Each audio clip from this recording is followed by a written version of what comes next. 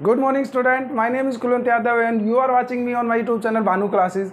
तो dear student, आज के इस वीडियो में हम क्लास 11th की इक्विलिब्रियम यूनिट करेंगे। इक्विलिब्रियम यूनिट में एक टॉपिक आता है Oswald dilution law. Oswald dilution क्या है, इसके बारे में आपको डिटेल से समझेंगे।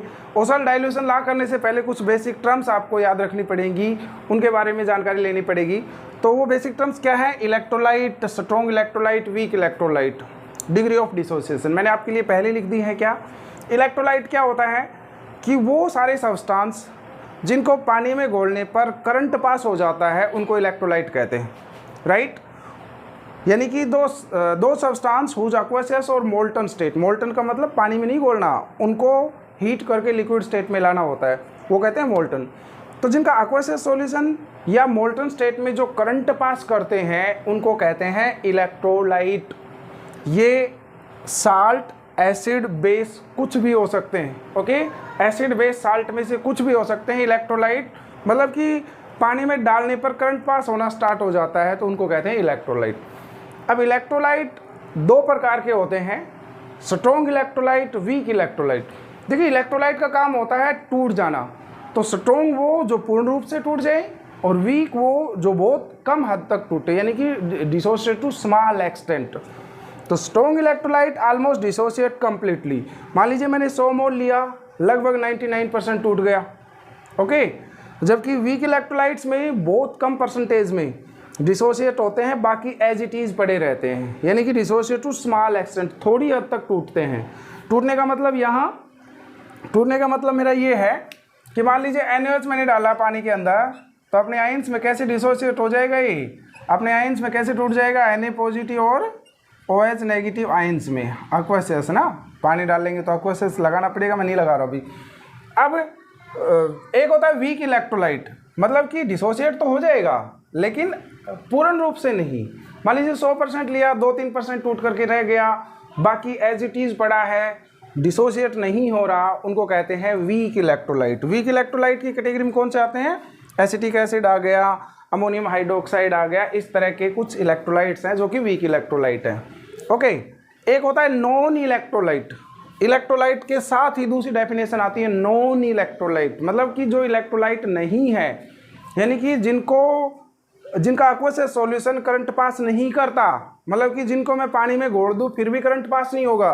देखो शुद्ध पानी में करंट पास नहीं होता और मैं उन सब्सटेंस को पानी में घोल दूँ तो भी करंट पास नहीं होगा, तो उनको कहते हैं नॉन इलेक्ट्रोलाइट। जैसे शुगर, जैसे यूरिया, जैसे ग्लूकोज, जैसे विटामिन्स, प्रोटीन्स, इनको यदि पानी में घोल दिया जाए और फिर भी करंट पास नहीं होगा तो ये नॉन इलेक्ट्रोलाइट हैं। और इलेक्ट्रोलाइट वो होते हैं जो करंट पास करते हैं। अब इलेक्ट्रोलाइट दो तरह के होते हैं, स्ट्रॉन्ग मतलब जो अपने आयंस में पूर्ण रूप से टूट जाते हैं, और वीक जो अपने आयंस में पूर्ण रूप से नहीं टूटते, थोड़ी हद तक टूटते हैं, वीक इलेक्ट्रोलाइट कहलाते हैं। अब इनका फार्मूला क्या है कि स्ट्रॉन्ग और वीक बताने का? स्ट्रॉन्ग और वीक बताने का फार्मूला क्या होता है कि number of moles dissociated upon total number of moles taken, कि आपने शुरुआत में कितने मोल्स लिए थे वो अपॉन में कितने डिसोसिएट हुए वो ऊपर लिख दीजिए। यानी कि नंबर ऑफ मोल्स डिसोसिएटेड कितने टूट गए, अपॉन में कितने लिए थे आपने शुरुआत में, ठीक है। तो ये आएगा डिग्री ऑफ डिसोसिएशन, यानी कि कितनी डिग्री तक टूटा है कोई इलेक्ट्रोलाइट, ठीक है। ध्यान रखना है आगे इसी फार्मूले में यूज होने वाला है, इसी ओसवाल्ड डाइल्यूशन लॉ में यूज होने वाला है डिग्री ऑफ डिसोसिएशन। तो बच्चों अब आपको मैं समझा देता हूँ ओसवाल्ड डाइल्यूशन क्या है। ओसवाल्ड डाइल्यूशन लॉ क्या होता है कि एक वीक इलेक्ट्रोलाइट के लिए उसकी डिग्री ऑफ डिसोसिएशन कैलकुलेट करनी होती है, तो हम फार्मूला डेवलप करेंगे, ओके। ये कह रहा है कि for weak electrolyte the degree of ionization या dissociation is inversely proportional to the square root of molar concentration, यानी कि मोलर कंसंट्रेशन के स्क्वायर रूट के इनवर्सली प्रोपोर्शनल, और डायरेक्टली प्रोपोर्शनल किसके? वॉल्यूम के स्क्वायर रूट के। दो चीज़ें ध्यान रखना, क्योंकि कंसंट्रेशन और वॉल्यूम एक दूसरे के इनवर्सली प्रोपोर्शनल होती है। तो पहले तो हम कंसंट्रेशन ड्रा करेंगे, बाद में तो वॉल्यूम इनवर्सली आई जाएगी, डायरेक्टली आई जाएगी। तो क्या कहता है कि for a weak electrolyte the degree of ionisation is inversely proportional to the square root molar concentration, कि एक वीक इलेक्ट्रोलाइट के लिए उसकी डिग्री ऑफ आयनाइजेशन होगी वो क्या रहेगी? मोलर कंसंट्रेशन के स्क्वायर रूट के इनवर्सली प्रोपोर्शनल। मोलर कंसंट्रेशन के स्क्वायर रूट के इनवर्सली प्रोपोर्शनल। चलो इसको एक एग्जांपल की सहायता से प्रूव करते हैं। तो देखिए बच्चों, हम एक वीक इलेक्ट्रोलाइट ले लेते हैं क्योंकि वीक इलेक्ट्रोलाइट के लिए एप्लीकेबल है। तो वीक इलेक्ट्रोलाइट्स हम ले लेते हैं। मान लीजिए हमने एक वीक इलेक्ट्रोलाइट लिया एसिटिक एसिड, इसको हमने पानी में डिजोल्व कर दिया H2O। एज ए रिजल्ट ये अपने आइंस में टूटेगा, इक्विलिब्रियम सेटअप होगा। तो इक्विलिब्रियम पर क्या रहेगा बच्चों बताओ? ये आइंस में टूट गया और प्लस में क्या, H3O पॉजिटिव। ये कैसे पॉसिबल हुआ? देखिए अपने आइंस में टूटा, ये कैसे टूटा? ये CH3CO नेगेटिव और H पॉजिटिव, वो H पॉजिटिव इस पानी के साथ मिलकर के किस में चेंज हो गया, H3O पॉजिटिव। आपका क्वेश्चन रहेगा कि H3 पॉजिटिव कैसे आया सर? देखो एसिड से मिला था मेरे को H पॉजिटिव, H पॉजिटिव ने पानी के साथ कम्बिनेशन कर लिया और वो किस में चेंज हो गया, H3O पॉजिटिव में, राइट। तो ये हो गया। अब इसके बाद क्या, अब इसका डिग्री ऑफ ना डिसोसिएशन कांस्टेंट लिखो। डिसोसिएशन कांस्टेंट क्या रहेगा बताना एक बार, इसका डिसोसिएशन कांस्टेंट या इक्विलिब्रियम कांस्टेंट बताओ। डिसोसिएशन कांस्टेंट बाद में आएगा। इक्विलिब्रियम कांस्टेंट क्या रहेगा? प्रोडक्ट्स की कंसंट्रेशन अपॉन में रिएक्टेंट्स की कंसंट्रेशन। आपने बहुत अच्छे से पढ़ा था।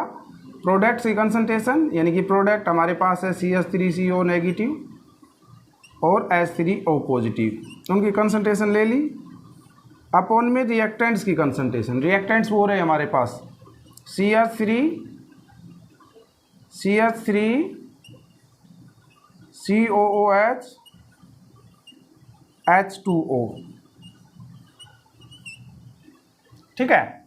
ये अपने आइंस में मतलब प्रोडक्ट्स की कंसंट्रेशन होगी, ये इस साइड जाएगा तो क्या H2 और इधर क्या बच गया बच्चों, वही जो ऊपर लिखा हुआ है, इसको हटा करके बस पानी को हटा करके एज इट इज़ लिख दीजिए, क्योंकि पानी उस साइड जा चुका है, वाटर मॉलिक्यूल्स। बताइए तो ये हो गया CH3COOH, ये काम आएगा अभी। ओके बताओ तो कांस्टेंट मल्टीप्लाई कांस्टेंट। H2O की कंसंट्रेशन कांस्टेंट क्यों ले रहे हैं? H2O की कंसंट्रेशन कांस्टेंट इसलिए ले रहे हैं क्योंकि इसी में तो एसिटिक एसिड घोला गया है, तो ये लार्ज क्वांटिटी में है। जो लार्ज क्वांटिटी में होगा उसकी कंसंट्रेशन में बदलाव ना के बराबर आएगा, कांस्टेंट कंसंट्रेशन रहेगी। तो constant multiply constant, another constant जिसको हम कहेंगे डिसोसिएशन कांस्टेंट फॉर एसिड्स।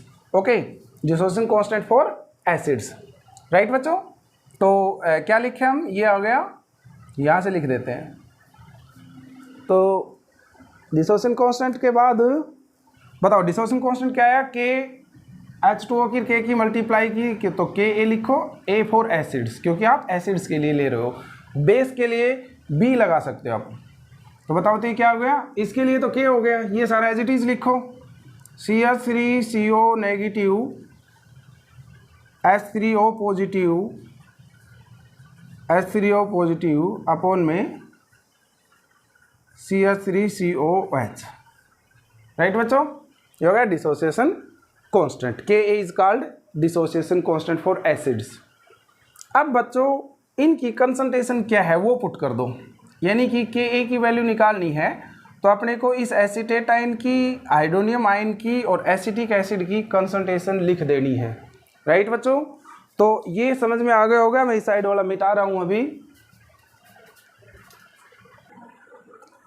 तो बच्चों हम इनकी कंसंट्रेशन को प्राप्त करने के लिए यहाँ एक बार फिर चलते हैं।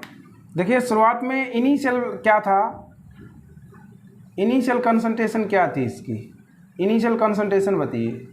इनिशियल कंसंट्रेशन हम मान लेते हैं इनिशियल कंसंट्रेशन इसकी C थी, तो ये कितने थे, ये 0 थे, क्योंकि ये बने ही नहीं थे जब रिएक्शन स्टार्ट करी। जब कुछ समय के बाद ये डिसोसिएट हुआ एसिटिक एसिड और फिर ये बने, तो इनकी कंसंट्रेशन जब रिएक्शन जस्ट स्टार्ट करी थी तो 0 थी। ओके, फिर क्या हुआ कि ये बहुत सारे एसिटिक एसिड टूट करके इसमें चला गया, इनकी कंसंट्रेशन बहुत ज़्यादा होगी जब ये बैक जाना स्टार्ट हो गया, यानी कि जिसको हम कहते हैं इक्विलिब्रियम सेटअप हो गया। रिएक्शन इस साइड भी जा रही है उतनी स्पीड से, इस साइड भी जा रही है। ओके, तो यानी कि इक्विलिब्रियम सेटअप हो गया। इक्विलिब्रियम सेटअप हो गया तो उसमें से कितना टूट करके आया, C अल्फा। तो जितना उधर से टूट करके आ रहा है उतना ही तो ये बनेगा। देखो इसमें से क्या घट रहा है, सी अल्फा घट करके आ रहा है।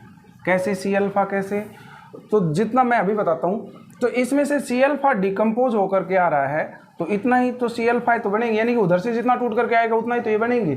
तो ये भी सी अल्फा हो गया। अभी सी अल्फा कैसे आया, अभी अभी बच्चों आपको एक फार्मूला करवाया गया था, क्या कि डिग्री ऑफ डिसोसिएशन अल्फा जो होता है वो number of moles dissociated upon में number of moles taken, number of moles dissociated upon में नंबर ऑफ मोल्स टेकन। ठीक है, कितने डिसोसिएट हुए अपॉन में कितने लिए गए थे। अब नंबर ऑफ मोल्स टेकन मान लीजिए मैं शुरुआत में कितनी ले रहा हूँ, इनिशियल कंसंट्रेशन लिखा हुआ है C, तो नंबर ऑफ मोल्स की जगह क्या लिख दूँ, कितने शुरुआत में लेता हूँ मैं C ले लेता हूँ।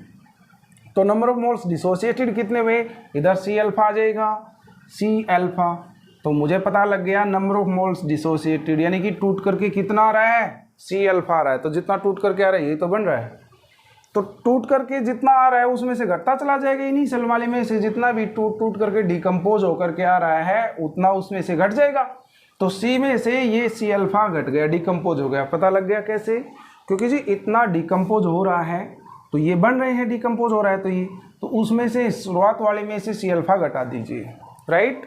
चलो बहुत अच्छा। चलिए अब इस जो इक्विलिब्रियम कंसंट्रेशन है ये क्या है, इक्विलिब्रियम पर है, ये कहानी क्या है, इक्विलिब्रियम पर। तो जो इक्विलिब्रियम कंसंट्रेशन है ना वो यहाँ पुट कर दीजिए बच्चों। बताओ तो इक्विलिब्रियम पर क्या रहेगा, बताना। एसीटेट आयन, बताओ CH3CO नेगेटिव, एसीटेट आयन कितना है, C अल्फा। हाइड्रोनियम आयन की इक्विलिब्रियम कंसंट्रेशन कितनी है, गुणा C अल्फा अपॉन में एसिटिक एसिड की कंसंट्रेशन कितनी है, एसिटिक एसिड की C minus C alpha, right. तो C कॉमन आउट ले ले यहाँ से, तो कितना बच गया बताओ, C ऊपर आ रहा है C अल्फा और C अल्फा स्क्वायर। ठीक है, तो एक बार मल्टीप्लाई नहीं करते ऊपर वालों की, ये हो गया C into 1 minus alpha, common out ले लिया मैंने C, राइट, यानी कि यहाँ से जस्ट मैंने C कॉमन आउट लिया है। अब कोई वीक इलेक्ट्रोलाइट के लिए अल्फा बहुत कम होता है, स्मॉल होता है, वेरी स्मॉल, यानी कि for a weak electrolyte degree of dissociation very small, क्योंकि मैं पहले बता चुका हूँ कि वीक इलेक्ट्रोलाइट वो होते हैं जो बहुत कम टूटते हैं।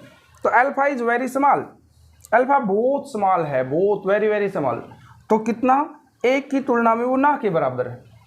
ठीक है, यानी कि मैं 1 करोड़ में से घटाता हूँ -0.000001, तो बहुत कम है, उसको हटा ही दीजिए, कोई फर्क नहीं पड़ने वाला।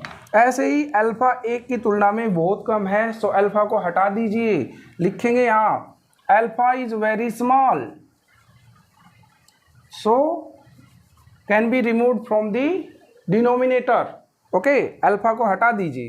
ठीक है, अल्फा को हटा देता हूँ मैं, अल्फा को हटाते ही कितना हो गया बच्चों, देखो नीचे से मैंने अल्फा हटाया था, 1 माइनस अल्फा किया, तो ये 1 है, तो 1 भी हटा दो, क्या फ़र्क पड़ता है, अरे 1 माइनस अल्फा था तो अल्फा हटा दिया तो 1 ही तो बचा, 1 को हटा दीजिए। ठीक है, अब C से C कैंसिल कर दीजिए, C से C कैंसिल हो गया, तो ऊपर बताओ बच्चों, मैं इधर लिख देता हूँ, इस साइड क्या चल रहा है अपना, इस साइड चल रहा है Ka, तो ये सारा सिस्टम मैं यहाँ समझा देता हूँ, उधर शॉर्टेज है जगह की। तो ये आ गया जी Ka और इधर हो गया C अल्फा स्क्वायर, और नीचे है, नीचे कुछ भी नहीं है, नीचे कट चुका है, और इधर आ गया K। अब मुझे अल्फा की वैल्यू चाहिए, तो बताओ ये अल्फा की वैल्यू क्या आ गई, Ka अपॉन में C, और स्क्वायर है उस साइड जा कर के स्क्वायर रूट लग जाएगा, ये अल्फा हट जाएगा। तो यही तो मुझे प्रूव करना था कि the degree of ionisation is inversely proportional to the square root of molar concentration, यानी कि डिग्री ऑफ आयनाइजेशन अल्फा और जो मोलर कंसंट्रेशन है वो एक दूसरे के इन्वर्सली प्रोपोर्शनल है। ये तो प्रूव करना था, degree of ionisation inversely proportional to the square root of molar concentration, और लगा करके क्या कह रहा है, directly proportional to the square root of the volume. यानी कि आप सी की टर्म्स में ना देना चाहो इस अल्फा को, तो आप ए की टर्म्स वॉल्यूम की टर्म्स में भी बता सकते हो। वॉल्यूम की टर्म्स में कैसे आएगा बच्चों, आपको पता है कि कंसंट्रेशन क्या होती है, concentration number of moles per unit volume, right. अब मैं 1 मोल बोल रहा हूँ कंटेनिंग 1 मोल ऑफ इलेक्ट्रोलाइट, तो 1 मोल के लिए यहाँ 1 पुट कर दीजिए। तो यहाँ से मुझे पता लग रहा है कि सी, अब यहाँ से V 1/c के बराबर, ओके, V 1/c के बराबर। तो 1/c के लिए मैं क्या लिख दूँ, उधर से पता लग रहा है V लिख दीजिए जी। तो ये हो गया अल्फा के ए वी। तो हमने दूसरी फॉर्म भी इसकी निकाल लिया ना कि यही हो जाता है कोई, ठीक है। जब V की फॉर्म में देना चाहो तो आप इस तरह से भी कर सकते हो। तो बच्चों ये ओसवाल्ड डाइल्यूशन लॉ था, मैंने बहुत डिटेल से बहुत आराम से आप लोगों को समझाया। मैं उम्मीद करता हूँ आप लोगों को समझ में आया होगा। मिलते हैं एक नेक्स्ट वीडियो में।